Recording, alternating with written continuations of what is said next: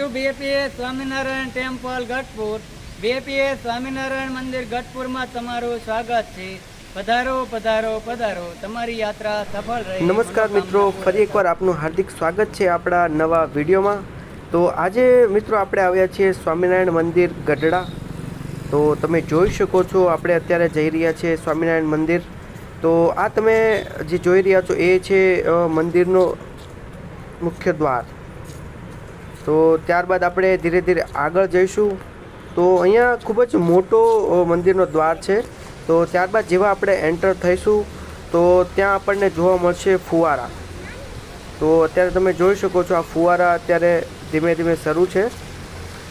તો પાણીના ફુવારા પણ અત્યારે શો પીસમાં રાખવામાં આવેલા છે. તો ત્યારબાદ આગળ વધીશું આપણે. તો અહીંયા તમે જોઈ શકો છો દાદરમાં પાણીના ફુવારાની જે પણ ઉપરથી ધોધ પડે એ રીતનું જે સ્ટ્રક્ચર તૈયાર કરવામાં આવ્યું છે.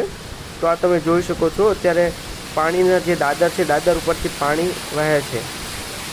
તો ત્યારબાદ આપણે આગળ વધીશું. તો અહીંયા તમે ફ્રેન્ડ્સ જોઈ શકો છો અત્યારે આપણે મેઇન દાદર તરફ આગળ વધીએ. તો અહીંયા સ્વામી નારાયણ ભગવાનની પ્રતિમા છે. તો અહીંયા તમે જોઈ શકો છો જે પણ to BAPS Swaminarayan temple Gadhpur. BAPS Swaminarayan મંદિર ગઢપુરમાં તમારું સ્વાગત છે. પધારો પધારો પધારો, તમારી યાત્રા સફળ રહે, મનોકામના પૂર્ણ થાવ. તો ત્યારબાદ હવે જુઓ સ્વામિનારાયણ ભગવાન અહીંયા જે એમની માણકી ઘોડી હતી એના પર સવાર છે. અને અહીંયા જે બીજા સ્વામી છે એ હાર લઈને ઊભા છે. તો આ બંને પ્રતિમા ખૂબ જ ભવ્ય પ્રતિમા છે, ઊંચી પ્રતિમા છે.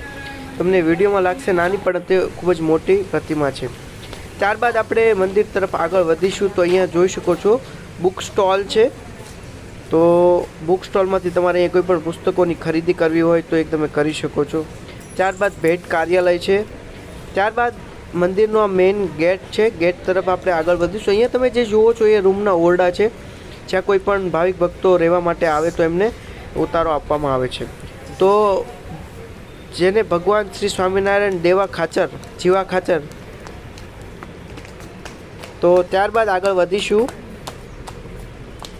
તો મંદિરની સીડીઓ તરફ આપણે આગળ વધીએ એ પહેલાં તમે જોઈ શકો છો સાઈડમાં જે પણ છે ગાર્ડન ખૂબ જ સારી રીતે મેન્ટેન કરવામાં આવ્યું છે. તો અહીંયા ડેઇલી મેન્ટેનન્સનું કામ ચાલતું હોય છે અહીંયા. તો એ તમે જોઈ શકો છો ખૂબ જ મસ્ત એકદમ ગ્રીન તમને ગાર્ડન જોવા મળશે. તો અત્યારે આગળ વધીશું એ પહેલાં તમને કહી દઉં કે અહીંયા તડકો અત્યારે ખૂબ જ વધારે છે.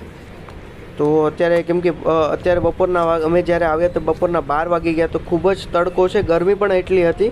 અને આ ઉપરથી તમે જોઈ શકો છો સમગ્ર મંદિરનો નજારો કેવી રીતના બહારથી તમને જોવા મળે છે. તો આખો 360 ડિગ્રી તમને હું બતાવી દઉં મંદિર કેવી રીતના આગળ વધે છે.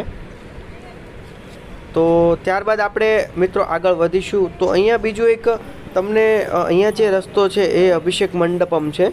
તો અહીંયાથી 2 દાદર છે, એક લેફ્ટ સાઈડ અને રાઈટ સાઈડ. તો તમે લેફ્ટ સાઈડથી ઉપર ચડશો અને રાઈટ સાઈડથી નીચે આવશો. તો ત્યારબાદ આપણે આગળ વધીશું મંદિર તરફ. પણ અત્યારે જોઈ શકાય છે કે મંદિર એકદમ બંધ છે, કેમ કે અત્યારે 12 વાગી ગયા છે. અને આ તમે જોઈ શકો છો સમારકામ મસ્ત જે કરેલું છે અરીસાથી આરસમાં કરેલું છે, માફ કરશો. તો અત્યારે મંદિર બંધ છે, બપોરના 12 વાગ્યા છે. ત્યારબાદ આપણે મંદિરની આગળ તરફ વધીશું. તો આ તમે જોઈ શકો છો નદી છે, જે નદીના કાંઠે બનાવવામાં આવેલું છે, સેમ ટુ સેમ. તો ત્યારબાદ આપણે આ ગાર્ડનની મુલાકાત લઈશું.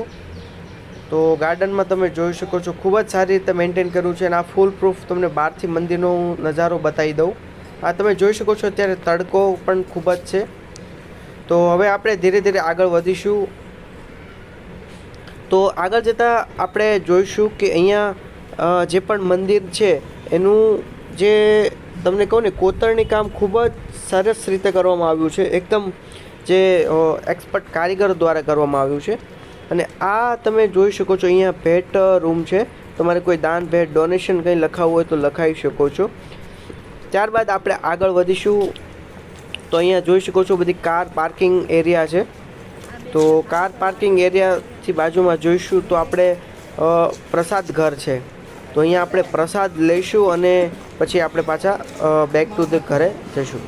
તો અહીંયા પ્રમુખ પ્રસાદમ કરીને નામ છે. તો તમે હોલમાં જોઈ શકો છો ઘણા બધા ભાવિક ભક્તો અહીંયા પ્રસાદ લઈ